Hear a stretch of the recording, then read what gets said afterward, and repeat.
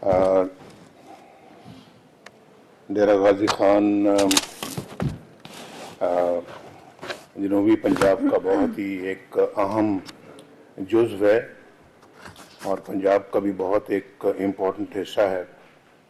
तो मुझे बहुत खुशी है कि आज बहुत सालों के बाद आपसे आमने सामने बैठ के मुलाकात हो रही है। वक्त अच्छा भी आया, कुछ कम अच्छा भी आया। मैं बुरा नहीं कहता, वक्त को बुरा कहना भी नहीं चाहिए।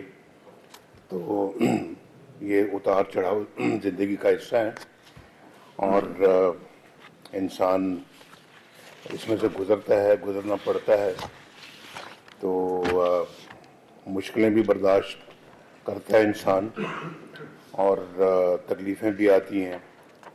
तो कुछ तकलीफ़ें होती हैं, जैसे मैंने पहले कहा कि ज़िंदगी में उसका अज़ाला हो जाता है और कुछ ऐसी तकलीफ़ें होती हैं जिसका अज़ाला नहीं होता, जो ज़ख्म कभी भरते नहीं हैं। तो बहरहाल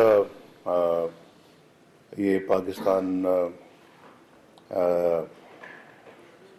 की मैं बदनसीबी का लफ्ज़ भी इस्तेमाल नहीं करना चाहता, लेकिन हमारी तारीख़ कुछ ऐसी रही है पिछले 75 साल से कि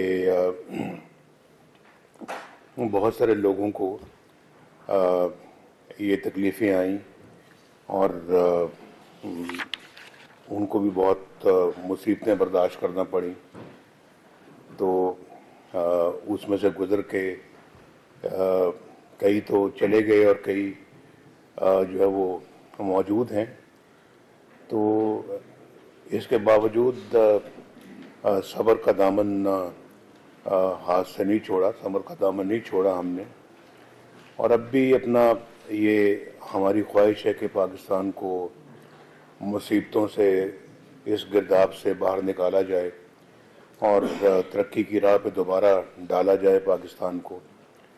बहुत ज़रूरी है ये, आपके लिए भी, हम सब के लिए भी, जो भी मुल्क का अच्छा सोचते हैं या उसके लिए कोई किरदार अदा करना चाहते हैं या सियासी अगर उनकी कोई ख्वाहिश है कि वो सियासत के मैदान में आएँ, तो मैदान में आएँ तो फिर ये नीयत लेके आएँ कि आपने मुल्क व मिल्लत के लिए कुछ करना है। ये नहीं कि बस वक्त गुजारना है, ये नहीं कि बस मेंबर बनना है, उसके बाद असम्बली में तकरीर करनी है, हल्के में लोगों से वाह वाह करवानी है, एक अपना ज़ाती इमेज बनाना है और कद काट बनाना है। उसके बाद फिर मुल्क जो है वो या कौम का क्या हाल होता है उसकी कोई ख़बर नहीं।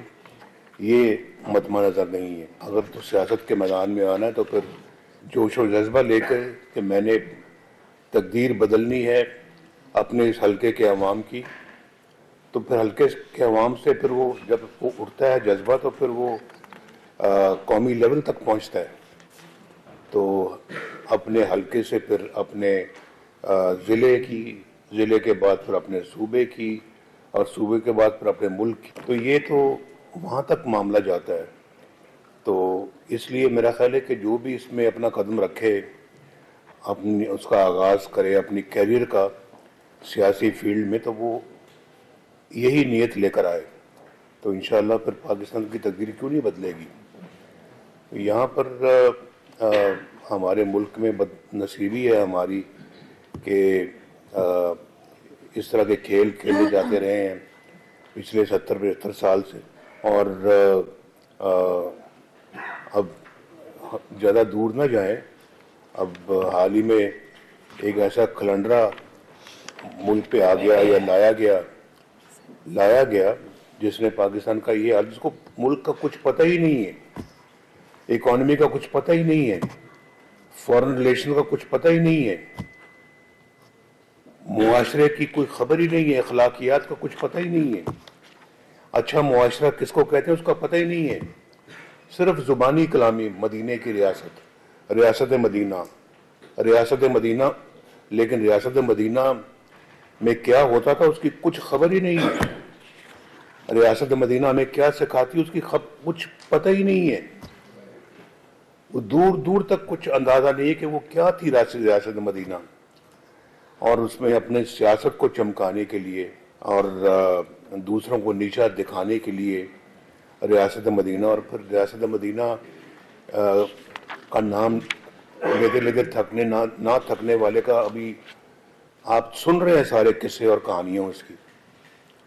अगर ये किस्से और कहानियां थी तो चुप रहते, खामोश रहते, कम से कम रियासत मदीना का नाम तो ना लेते। तो बड़ा अपना ये सोचने वाली बातें हैं। मैं अपना जब कभी सोचता हूँ तो फिर ये बातें करनी पड़ती हैं। और पाकिस्तान का मेरा ख्याल है कि जहाँ तक मुझे इल्म है सबसे बड़ा स्कैंडल जो पैसे का, करप्शन का या डाका कह लें आप उसको, वो ये है जो 190 मिलियन पाउंड का जो है। इसमें तो कोई शुबा ही नहीं है, कोई शुबा है ही नहीं किसी को कि ये सबसे बड़ा स्कैंडल था। और स्कैंडल का सबसे बड़ा सबूत वो है कि जो बंद लिफाफा लहरा के कह रहे हैं वो लोग कि जी इस बंद लिफाफे पे ही आप दस्तखत कर दें और अपनी एग्रीमेंट दे दें, अप्रूवल दे दें। भाई लिफाफा खोल के तो दिखाओ उसमें है क्या। वो खोला नहीं, आंखों में पट्टी बांध के उनसे अप्रूवल ले रहे हो। ये उस स्कैंडल का सबसे बड़ा सबूत है ये। और फिर अभी आपने देखा है कि वो किस तरह से रकम उठा के सुप्रीम कोर्ट के मौजूदा चीफ जस्टिस ने बाहर फेंकी कि ये रकम यहाँ क्यों पड़ी हुई है, सुप्रीम कोर्ट में क्यों पड़ी हुई है। ये तो हुकूमत पाकिस्तान का पैसा वहां जाना चाहिए। तो बंद लिफाफा पे अप्रूवल लेकर रकम वहां जमा करवाई। कितनी बड़ी हेरा फेरी, कितनी बड़ी है धांधली, कितनी बड़ी करप्शन, कितना बड़ा डाका। और फिर कहते जी कि बिजली की कीमतें बढ़ गई। बिजली की तुम 60 अरब रुपए खा जाओगे कौम का, तो बिजली की कीमत नहीं बढ़ेगी तो क्या बढ़ेगा। फिर ये 60 अरब रुपया अगर ना तुम खाते तो शायद 200-300 यूनिट वाले लोग जो है उनको हम मुफ्त बिजली देते। तो इस तरह से और हम इल्जाम हम पे लगाते हो कि बेटे से तनख्वाह नहीं ली और सजाएं हमें दिलवाते हो। और देखे कितने अफसोस की बात, यानी हमारे ऊपर तो ये चार्जेस हैं जिसके लिए जेलों में भी डाला गया, जिसके लिए सजाएं भी दी गई और जिसके लिए पूरी पार्टी के सरकर्दा लोगों को और पूरे ख़ानदान के लोगों को, मैं, मेरा भाई, मेरा बेटी, मेरे भतीजे, मेरे और हमारी पार्टी के लोग जो मुख्तलिफ झूठे इल्ज़ामात में जिनको अंदर कर दिया आप लोगों ने, जिनको आज मुझे आज 7 साल के बाद इंसाफ मिल रहा है। 2016 से शुरू हुआ और आज 2023 में मुझे इंसाफ मिला। यानी कि जुल्म तो आपने ढाया, लेकिन जुल्म का इजाला करते करते कितने साल लग गए। आज भी मैं मुकदमे भुगत रहा हूं और झूठे मुकदमे। अब जिन्होंने बोगस मुकदमे बनाए हैं, कोई उनसे पूछेगा कि आपने क्यों बनाए? कोई उनसे बात करेगा क्यों बनाए?